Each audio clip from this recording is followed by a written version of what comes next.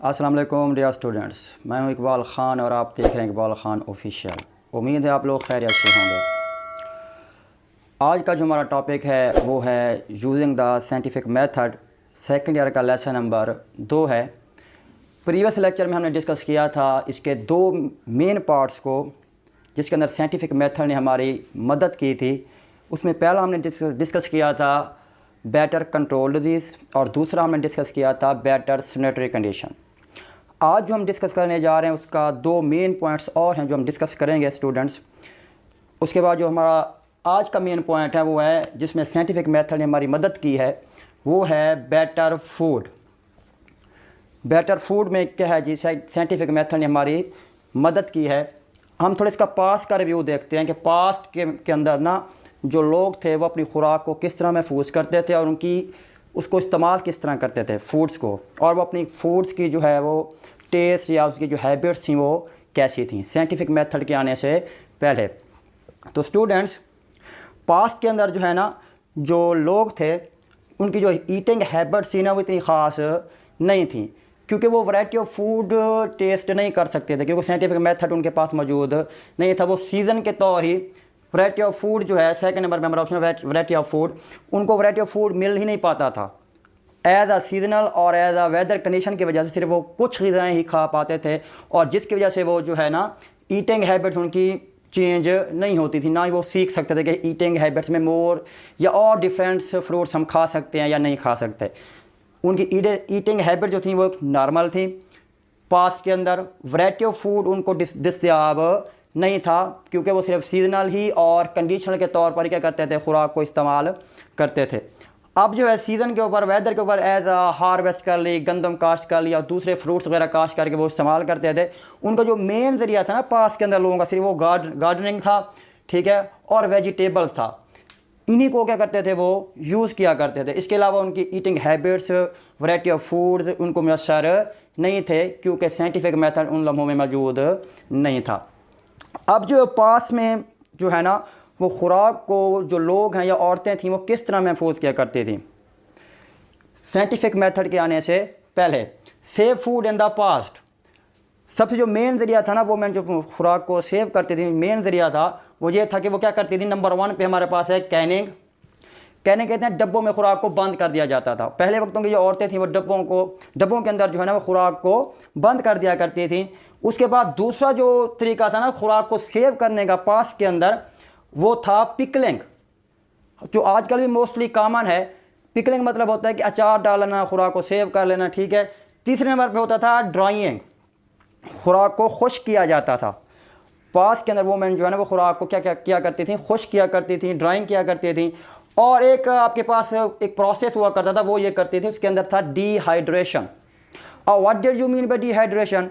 Dehydration mean है removal the water from food, खुराक में से पानी को खुश्क करना। और ये तरीका भी पास्ट के अंदर ये जो वोमेन्स हैं वो इसको बुरुकार लाया करती थी।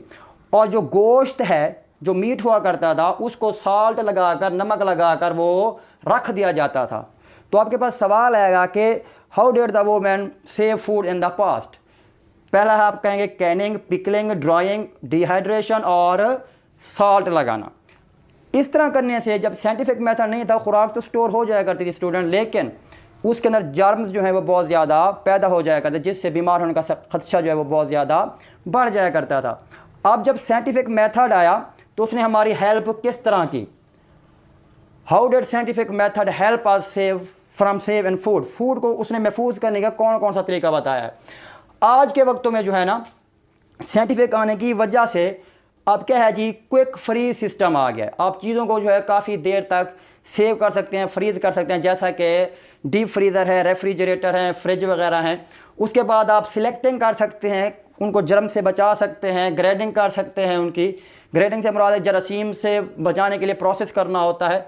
और उसके अंदर क्या रहती है, आज के वक्तों में साइंटिफिक मेथड की वजह से खुराक को जो काफ़ी देर तक महफूज किया जा सकता है। और उसके अंदर न्यूट्रिशन जो है और जो उसकी वेजिटेबल्स की जो न्यूट्रिशन होती है वो सारी क्या रहती है जी, महफूज रहती है। और उसको आप क्या कर सकते हैं जी, काफ़ी देर तक इस्तेमाल, काफ़ी अर्से तक इस्तेमाल कर सकते हैं due to scientific method. Quick freeze, selecting, grading और न्यूट्रिशन, ये सारी चीज़ें अवेलेबल हुई हैं आज के दौर में साइंटिफिक मेथड की वजह से।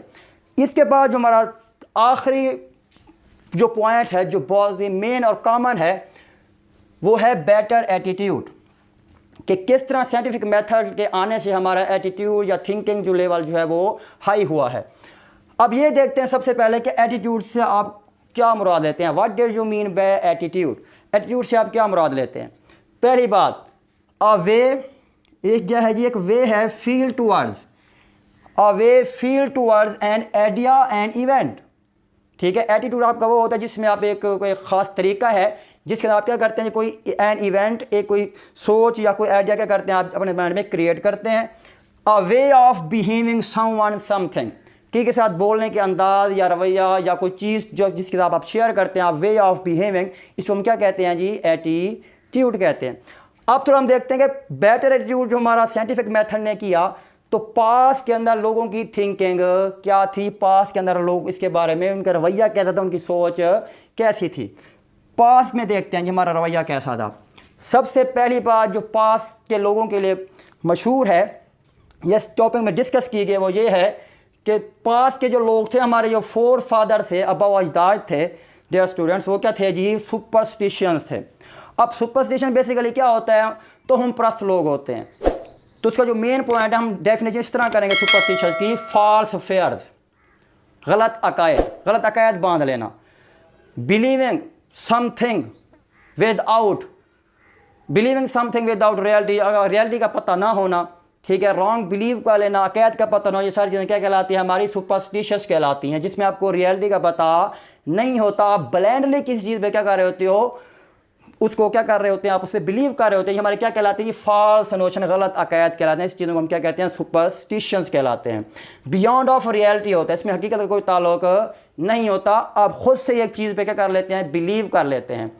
अच्छा, इसमें सुपरस्टिशन में तीसरी बात जो है, believe good luck and bad luck sign, अच्छी किस्मत और बुरी किस्मत पे आप क्या करना लग जाते हैं, यकीन। और कुछ चीज़ आपके लिए अच्छी हो रही हो तो आप उसको भी क्या क्या कहते हैं जी, ये हमारे नसीब में थी, या कुछ ऐसी बातें आप करते हैं, या कुछ बुरा हो जाए तो आप उसको एज अ साइन के तौर पर क्या कर लेते हैं, बिलीव करना शुरू कर देते हैं कि मैंने फलां दिन को ये चीज़ की, मेरे लिए ये चीज़ अच्छी हुई। तो ये सारी चीज़ें क्या होती हैं, तोहम परस्ती होती है, सुपरस्टिशंस कहलाती हैं। और चौथे नंबर पर हमारे पास है चार्म, तावीज़ पहनना। कुछ लोगों को तावीज़ पहनने की आदत होती है, अगर वो ना पहने तो उनको क्या होने लग जाती है जी, बोरिंग फील होने लगती है, उनका बिलीव होता है। ये भी सारा क्या होता है, हमारा सुपरस्टिशंस है। और एक और चीज़ है एस्ट्रोलॉजी, जो पुराने वक्तों में क्या थी जी, बहुत ही कॉमन थी, आजकल भी है। पुराने वक्तों में जो है ना, एस्ट्रोलॉजी बेसिकली है मूवमेंट ऑफ स्टार्स है। जो एस्ट्रोलॉजर होते थे ना, वो मेरे को बताते थे कि आपका इस तरह इस टाइम यहाँ गर्दिश कर रहा है, इस टाइम ऐसा गर्दिश कर रहा है।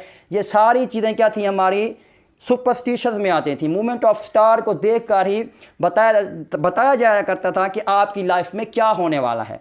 ये सारी चीज़ें जो स्टूडेंट्स कहलाती हैं हमारी सुपरस्टिशन। और ये सितारों का जो हाल होता है जानना होता है, एस्ट्रोलॉजर होते हैं, मूवमेंट ऑफ स्टार होते हैं, इसको हम कहते हैं एस्ट्रोलॉजी, जो आजकल भी हमारे पाकिस्तान में क्या है जी, बहुत कॉमन है। अब इसी सुपरस्टिशंस को लेके हमारे फोर फादर जो अब्बा अजदाद हैं, उनका पॉइंट ऑफ व्यू क्या है, आउटलुक, वो इस बारे में क्या कहते थे। हमारे जो अब्बा अजदाद थे, उनका थिंकिंग क्या थी, एटीट्यूड उनका इनके बारे में आउटलुक, नज़रिया क्या था। हमारे अब्बा अजदाद जो थे ना, पहले वक्तों के 200 ईयर्स एगो वाले, या काफ़ी सदियों पहले वाले, वो ये उनको कहा जाता है कि वो क्या है जी, सुपरस्टिशंस हैं। वो इन तमाम चीज़ों पर बिलीव करते थे। अब भी मोस्टली जो हमारे अब्बा अजदाद पुराने वक्तों के हैं, वो अब भी इन चीज़ों पर क्या करते हैं जी, यकीन करते हैं। उनको हमेशा ये डर होता, फियर होता था फोर्स ऑफ नेचर की वजह से। वो ये हमेशा डरते थे कि ये सब कुछ हो जो रहा है फोर्स ऑफ नेचर है। अब फोर्स ऑफ नेचर में क्या आता है जी, बैड इवल्स, ठीक है, किस्मत का खेल, ये सारी चीज़ें वो हमारे अब्बा ले जाते थे सुपरस्टिशंस के अंदर। उनको फियर होता था कि सारी चीज़ें जो हो रही हैं किसी बदरूह की वजह से हैं, किसी बदकिस्मती की वजह से हैं। फियर फोर्स ऑफ नेचर वो फील किया करते थे। और हमारे अब्बा अजदाद का नज़रिया ये था कि नॉट अंडरस्टैंड स्ट्रेंज इवेंट्स, और वो इन तमाम चीज़ों को समझ नहीं पाते थे, इनसे डरते थे, तभी वो क्या करते थे, ऐसी चीज़ों पर क्या करते थे, वो बिलीव करते थे। और इसलिए कहा जाता है कि हमारे जो फोर फादर्स हैं वो क्या थे जी, सुपरस्टिशंस थे। वो इन तमाम चीज़ों पे क्या है जी, वो बिलीव करते थे। अब आपके पास एक और सवाल आएगा स्टूडेंट्स, कि हमारे पाकिस्तान के अंदर या आजकल मौजूदा वर्ल्ड के अंदर कौन सी जो करंट सुपरस्टिशन हैं आजकल हमारे पास चल रहे हैं, उनके नाम मेंशन करें। तो आजकल जो करंटली जो यहाँ पे हम डिस्कस करते हैं उसमें पहली जो चीज़ है वो एस्ट्रोलॉजी, सितारों का हाल। अब भी ये सुपरस्टिशन, मोस्टली लोग सितारों का हाल जाने बगैर कोई काम नहीं करते, ये चल रहा है। और सेकंड नंबर पे है ब्रोकन मिरर, शीशे का टूट जाना। ये भी अच्छी अलामत नहीं समझा जाता। लोग जो हैं अब भी क्या करते हैं जी, नंबर 13 कि उनका अगर ताक अदद आ गया किसी भी चीज़ के अंदर, एडमिशन के अंदर, किसी और काम के अंदर, तो वो उस काम को क्या करते हैं जी, लीव कर देते हैं। जब नाकामी हो जाए तो वो ये कहते हैं कि नंबर 13 ताक अदद आने की वजह से जो है हमारा काम नहीं हुआ। और चौथे नंबर पे है जो मोस्ट हर जगह ये समझा जाता है, ख़ासकर देहातों के अंदर, crow crawling on the house of wall, कौवे का मुंडेर पर या घर की दीवार पर चिल्लाना। ये किस चीज़ का साइन है? वो ये इस पे ये बिलीव करते हैं कि कोई मेहमान आने वाला है, कोई मिलने के लिए आने वाला है। तो ये आजकल ये सुपरस्टिशन क्या है हमारे यहाँ ख़ासकर देहातों में क्या है, बहुत ज़्यादा कॉमन है। पाँचवें नंबर पे है black cat cross the way, अगर कोई काली बिल्ली रास्ता काट जाए तो आप अपने क्या करते थे जी, काम पर नहीं जाया करते थे कि ये काम पूरा नहीं होगा, नहुसत हो गई है या बिल्ली ने रास्ता काट लिया है। और आजकल भी मोस्टली लोग ऐसा करते हैं। और छठे नंबर पे है वेयरिंग चार्म, तवीज़ का पहनना। तो लोग क्या हैं जी, बहुत ज़्यादा क्या हैं जी, तावीज़ पहनते हैं। तो स्टूडेंट्स, रूहानी इलाज क्या है वो मौजूद हैं, लेकिन आप उनसे रूहानी इलाज कराएं जो क्या हैं जी, बुज़ुर्ग दीन हो, आला हो, जिनको देकर खुदा ताला की याद आए। लेकिन जो लोग हैं ना गलत अकायद वाले, तावीज़ जो पहनते हैं, ये लोग आजकल के जो बाबे होते हैं उन पर क्या कर लेते हैं, ये लोग बिलीव कर लेते हैं, अपना घर बार लुटा देते हैं। ऐसे लोगों पर यकीन नहीं करना चाहिए। तो स्टूडेंट्स, अब देखते हैं, ये तो था हमारा सुपरस्टिशन जो कि है बहुत ज़्यादा कॉमन है आज कंट्री के अंदर। इसके बाद जो है हम ये देखते हैं कि साइंटिफिक मेथड ने हमारी मदद किस तरह की है। आप आज के दौर में हमारे जो माइंड्स हैं या एटीट्यूड है वो किस तरह हमारा चेंज हुआ है। जो पहला पॉइंट है ना, आजकल के जो लोग हैं साइंस की वजह से लोग क्या हो गए हैं, ओपन माइंडेड हो गए हैं। अब क्या है, लोग ओपन माइंडेड सोचते हैं, इन चीज़ों के बारे में कम सोचते हैं। रिजेक्ट द सुपरस्टिशंस, उन्होंने इन तोहमात परस्ती को, सुपरस्टिशन को क्या कर दिया है जी, रिजेक्ट कर दिया है। तीसरे नंबर पे है लुक फॉर ट्रुथ, आजकल के लोग जो है ना वो क्या करते हैं, सच्चाई की तलाश करते हैं, अंधाधुंध किसी की तकलीद नहीं करते। और चेंज ओल्ड आइडियाज, उन्होंने अपने तमाम पुराने ख्यालात को क्या कर दिया है जी, चेंज कर दिया है। अब वो नए चीज़ों की तलाश करते हैं, लुक फॉर ट्रुथ करते हैं, और किसी बात पे बिलीव या ऐसी सुपरस्टिशियस चीज़ों पर, तवीज़ों पर, बिल्ली का रास्ता काटना, इन पर यकीन नहीं करते। अगर आजकल बिल्ली रास्ता काटे भी सही तो लोगों को इतनी जल्दी होती है, वो बिल्ली को ही नीचे देकर गुजर जाया करते हैं, वो नहीं सोचते। आजकल साइंस ने आपके माइंड को ब्रॉड कर दिया है। इसके बाद जो सबसे मेन बात है ना, कोई भी चीज़ क्या होती है, हैपनिंग होती है, रीज़न होती है।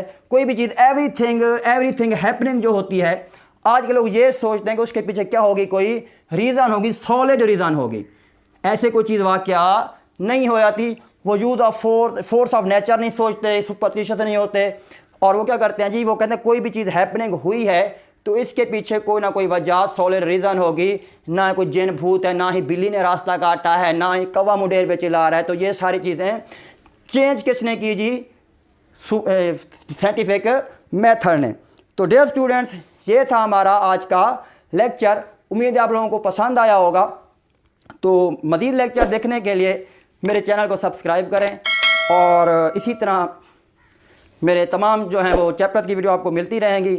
तो मिलते हैं नेक्स्ट लेक्चर में, तब तक अल्लाह हाफिज़।